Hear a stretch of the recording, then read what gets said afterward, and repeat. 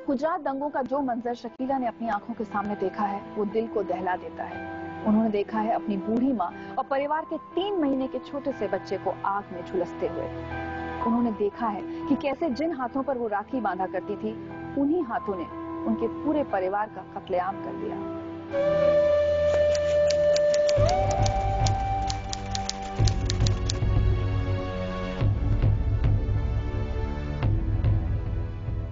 शकीला बानू अहमदाबाद की रहने वाली हैं? हाँ, अहमदाबाद की रहने। 28 फरवरी 2002 को आप कहाँ थी? मैं अहमदाबाद में थी।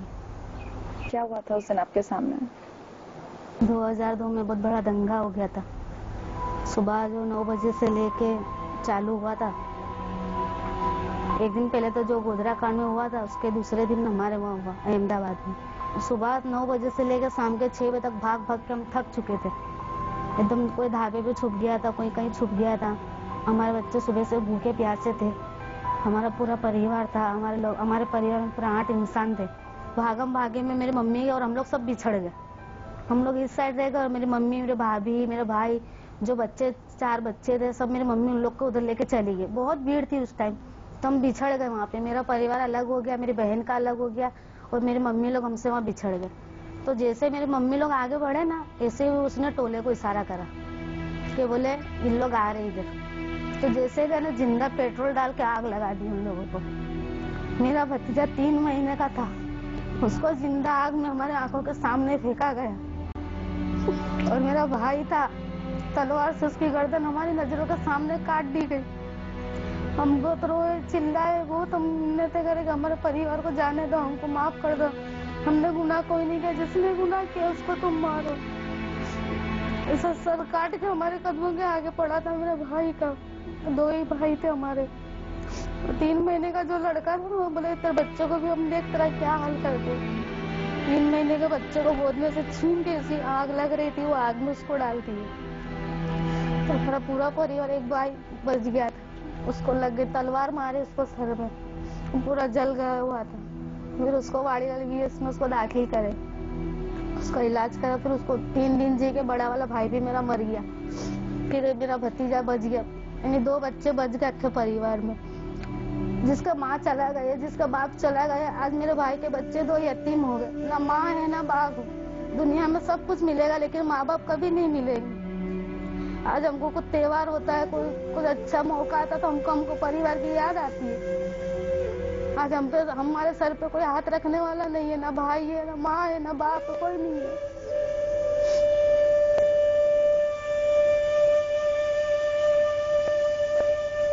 इस तरीके से जला दिए थे कि हमारे परिवार को देखो ना, जैसे लाश एकदम जला के जैसे कोलसे की तरह लाशों को कर दिए थे। इतनी लाशों का ढेर हो गया था।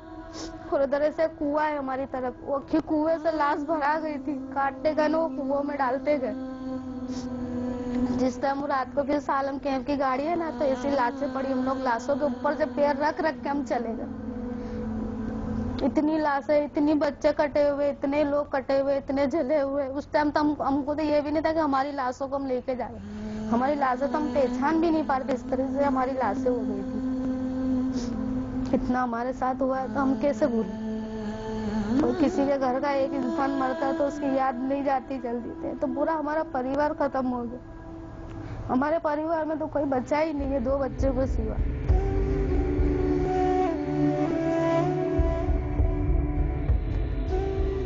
तो हम तो ये कहना चाहते हैं कि नरोड़ा पार्टी वाले तो गोधरा में गए नहीं थे। जिसने भी गुनाह किया उसको सजा दो ना, हमको क्यों सजा मिली?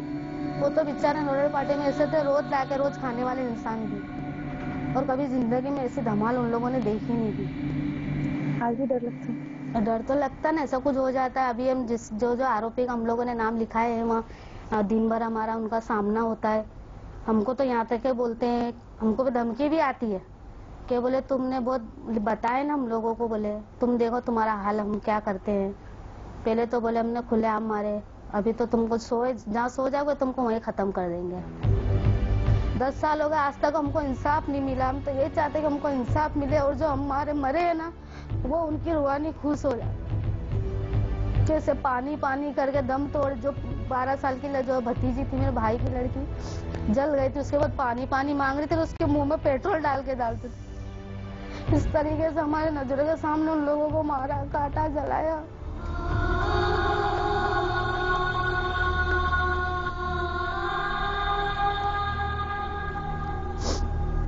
तो आपने कहा कि आपको जिन लोगों को आप अच्छा समझती थी, जिनसे जान पहचान थी, उन्होंने भी धोखा दिया। हाँ, अब तो आप किसी पर विश्वास नहीं कर पाओ। किसी पे विश्वास नहीं है अब हमको।